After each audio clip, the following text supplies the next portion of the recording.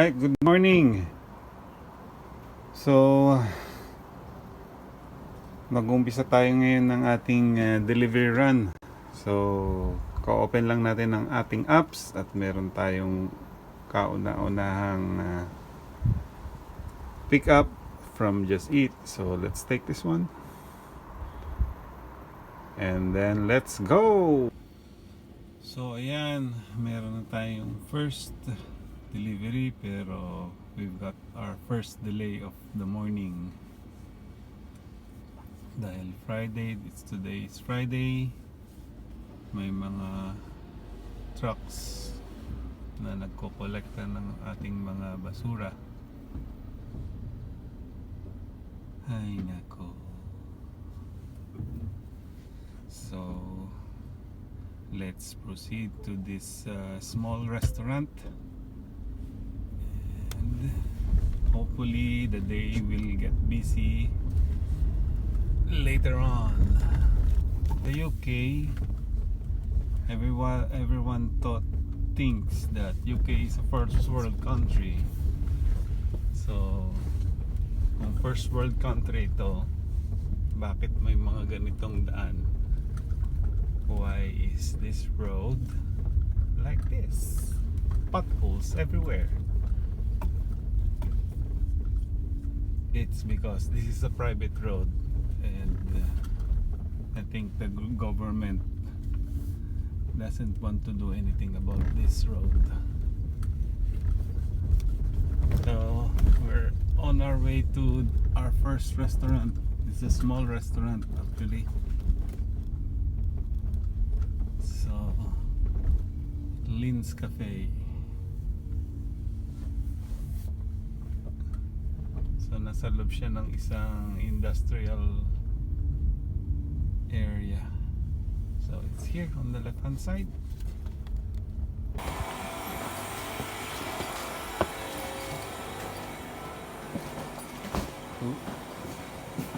Morning.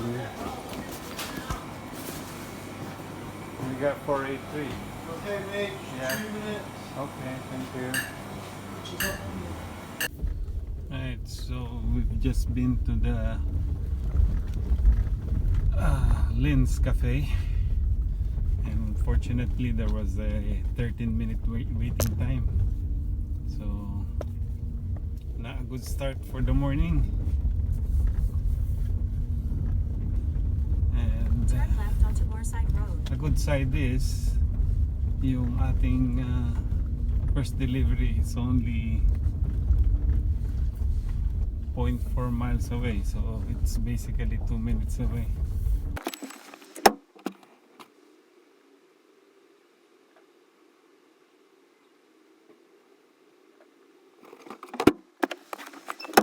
Right, so as soon as we drop off our first delivery, we got our second one in Duckworth's Bakery in Walkden. So it's quite a long drive from the first drop-off point, so it's around 1.7 miles. So let's go.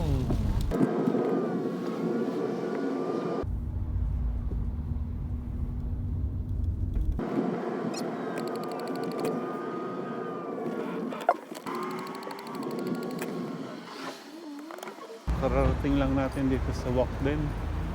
So ito yung Duckworth's Bakery. Yes,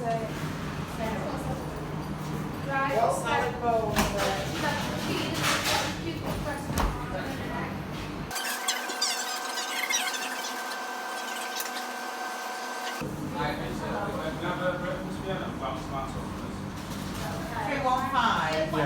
Yep, there you go. Let's go again.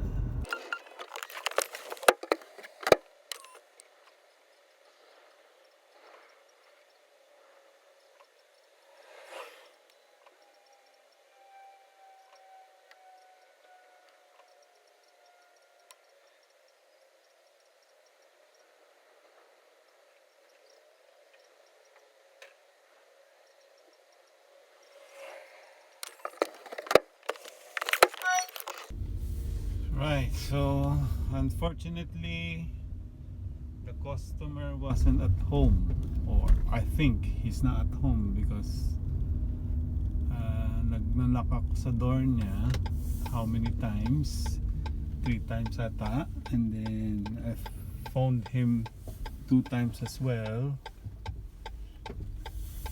and no answer. So pag nag-call tayo sa customer and then 2 times tayo nag-call, meron tayong timer na nag-start automatically when you click on the have any issues or problems. So we're allowed to wait 5 minutes at least for the customer. So on this situation, I decided to leave the food on the front door, taking a picture to prove that the food was left on the front door. So issue solved. So on to the next delivery kung meron man. Right, so at the moment bumalik tayo sa Swinton Town Center, and on our first hour ayan pa lang ating kinikita. And then I've got my Uber app on. So far it's nil, 0 earnings, and I'm just gonna show you. This is my Zigo app. So this is where I monitor my shifts. So nag-start tayo ng 9:22 in the morning, and on our first hour of insurance we still got 4 minutes left.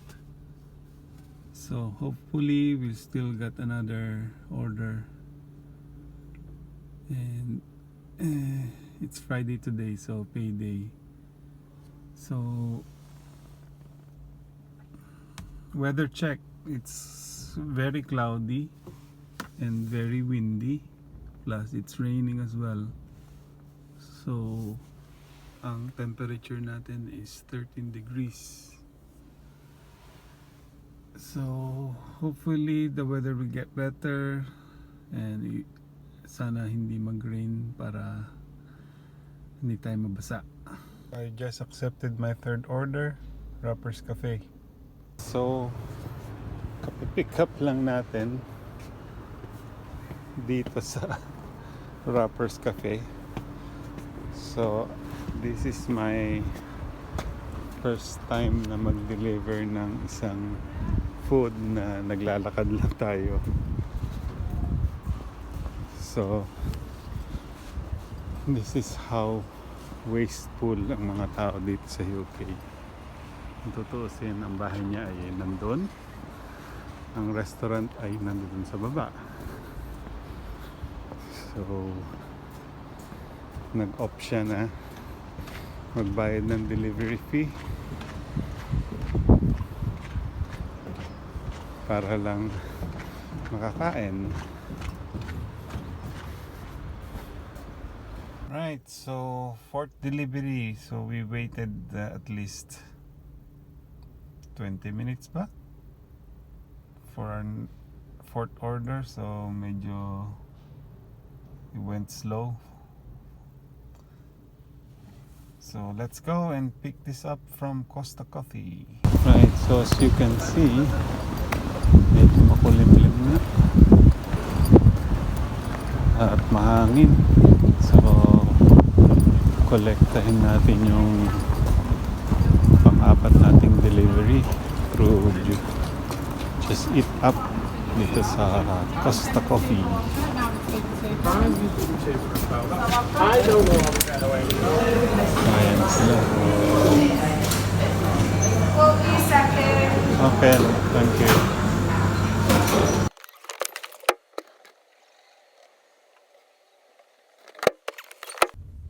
Right, so kada drop off lang natin yung pang-apat natin, ano? So ngayon talagang busy ang Uber Eats. Pero after driving off a few yards mula sa ating pang-apat na drop off, nakakuha tayo ng isang McDonald's. So we're going to McDonald's to pick up our 5th delivery for the day. Alright, dumating na tayo sa McDonald's. So hopefully walang waiting time dahil I hate waiting. And if you're waiting, you're wasting time. And if you're wasting time, you're wasting money because time is money.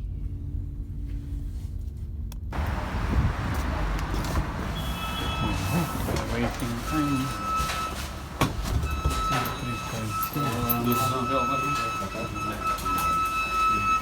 Busy? Huh? Busy? No bus. No busy but no bus. Yeah. How long have you been waiting? You want to hear long time. 2744F. Know you? Yeah. Now stop is here. Up right here. Huh? Up right here. Yes, no stop.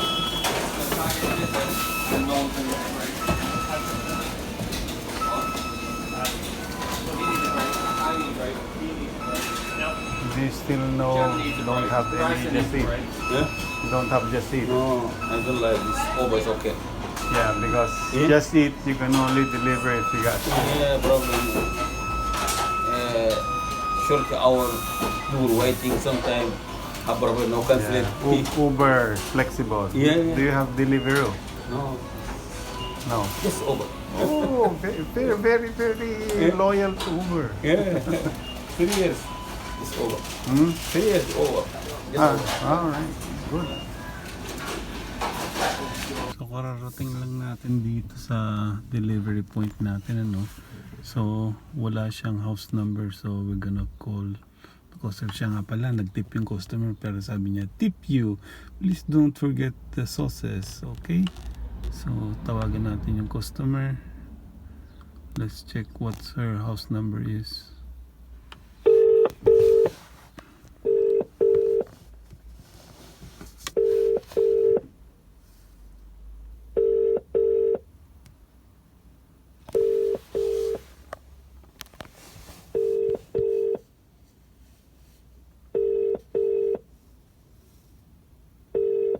Wala sumasagot, ah.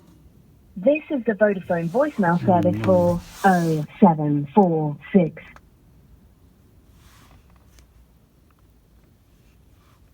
Paano na yan? Wala yung customer. So, having trouble, lagay natin yan. Customer unreachable. So, meron timer. Nakikita niyo yan. Pag nag-expire yan at hindi pa siya sumasagot, i-dispose na natin yung pagkain. So, try natin ulit. Ayun, sumagot siya. Hello, is this Chantel? Sorry, love. I just need your house number. Okay, I'm in the area now. Thank you. See you later.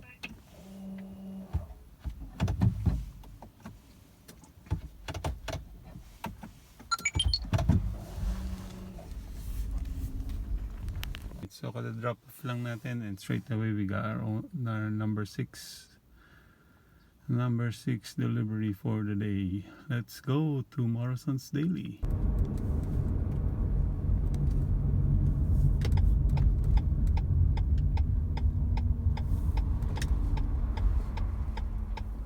Yan, Morrison's Dairy.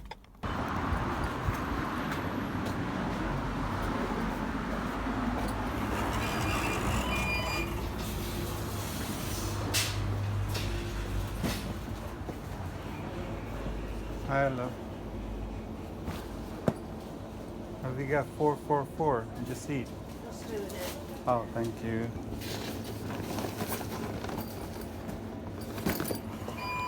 Right, so Kagagaling lang natin sa Morrison's Daily and ito pala para kay Ate Amanda, ang ating suki ng alak. So usually umu-order siya sa Co-op. Ngayon nag-change siya ng store, so tinry niya ang Morrison's Daily. So another case of beer ang in-order ni Ate Amanda. So let's go to Clifton. Yun ang ating pang-anim na drop-off for today.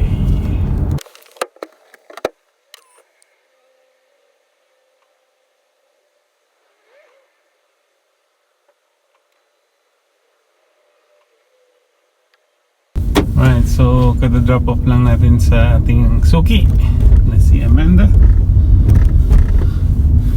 Ngayon, nakimarites tayo sa kanya. So sabi niya, tanong ko, bakit ka ako nag-change ng store? Dati Co-op ako kumukuha, ngayon sa Morrison's na. Sabi niya, ay hindi sa akin ito, sa partner ko ito na nagwo-work ng nights and he was the one who ordered it. Okay. Well, at least umorder sila, sa akin pa rin pumasok yung order, so it's good. Yun nga lang, dahil mas malapit yung Morrison's sa akin, sa aking area, so mas mababa ang kanyang fee, pero it's good anyway, 5 pounds something pa rin. So as soon as we drop off, completed ang ating pang-anim, meron tayong pang-pito, and we're going to Big Bob's, Little Bob's Breakfast Restaurant.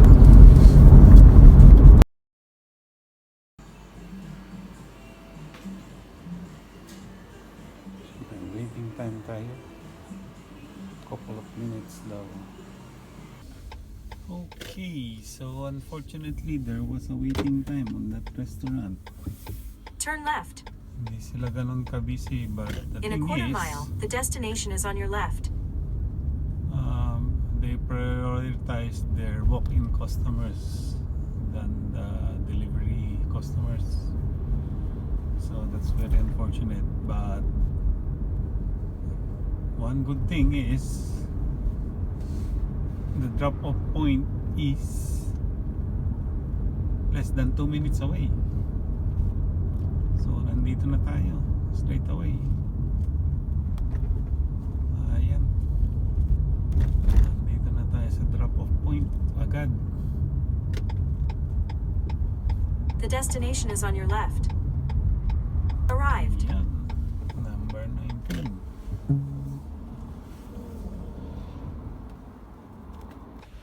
Right, so apat na sunod-sunod o tatlong sunod-sunod yung delivery natin. So for now it's 7 deliveries in how many hours? 9, 10, 11, 12, 3 hours. So it's quite good. Hopefully ma-hit natin ang 40-pound mark. So if ma-hit natin yung 40-pound mark, then it's a good shift. So meron pa tayong 1 hour. So hopefully we can make 3 deliveries within that hour. So meron tayong pang-apat, pang-pito na delivery. So babalik tayo sa Morrison's Daily. So malamang alcohol na naman yan. Bayan, ang hilig uminom ng mga Briton. Okay, let's go to the store now.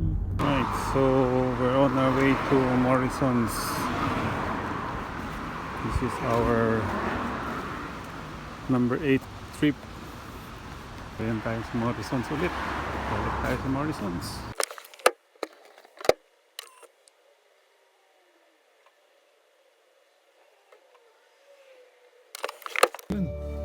So number 8 delivery done. And then nakakuha tayo ng bago. Ngayon, may extension sana. Pero hindi natin kukunin dahil tayo maghahatid ng ating mahal sa buhay. Extension na naman daw. Oh. Pwede sana. Ang problema, meron naman tayong ihahatid. Talaga naman. Friday sana ngayon. Ang ganda sana ng delivery. So, ibig sabihin ng extension, ang earning opportunity mo is very high. So, ibig sabihin, pwede sana. So, try natin mag-click. Tapos na. Wala na.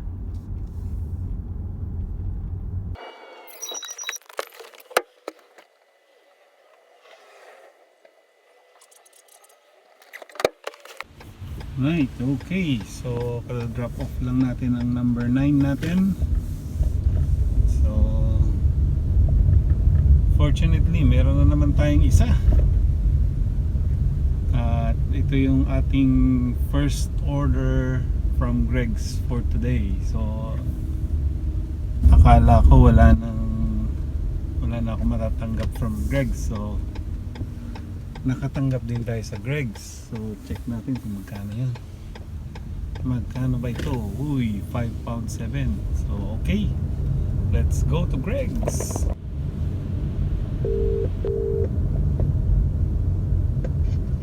Kapre? Are you alright, my mate?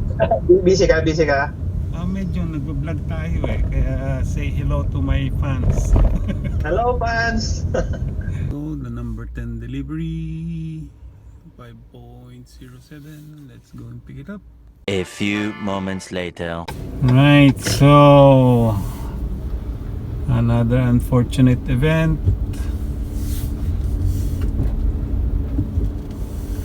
Nag-wait tayo ng 15 Caution, minutes. road with Imagine that. restricted access. 15 minutes for waiting. Another wasted. Caution, road with restricted access. Another wasted opportunity. That's because bago yung stuff ng Greg's. Caution, road with restricted access. So, sayang. Right, let's go to the customer. Right, so katatapos lang ng ating trip. So, for today we had 10 trips. One with Uber Eats, which is this one, £4.10. And then we got 9 on Just Eat. Let's have a look. 47.12 for £47.12. So that's 9 trips overall. And then the total for these two apps is 51.22. So this trip was supposedly 4 hours, but meron tayong waiting time na 36 minutes. So all in all, 3.5 hours tayo bumiyahe. So sa 3.5 hours, naka 51.22 pounds tayo. So i-multiply mo yan sa exchange rate ngayon sa Philippines, which is 74 pounds per 74 pesos per pound. Pardon me for the mistake. So i-multiply natin yan doon. So ang total niya is 3,790 for 3.5 hours. Right, so that's it for today. So it has been a good day, except for the waiting time sa mga restaurants, especially sa last trip ko na Greg's, which I waited for around 16 minutes.